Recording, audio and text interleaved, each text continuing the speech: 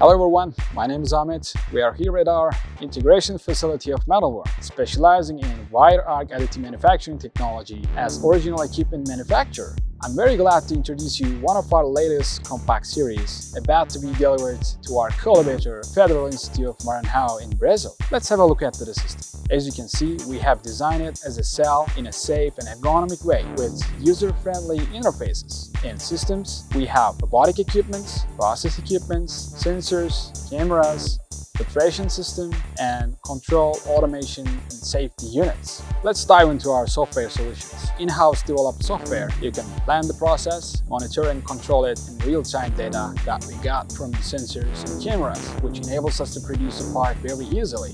On the other side, there are subsystem components like robots and positioners. We design the positioners, manufacture and integrate them in-house. Thanks to the dual station, we can produce the parts simultaneously, which enhance the production capability and functionality. Thank you for watching this video and feel free to contact with us. We're so excited to hear your comments and opinions.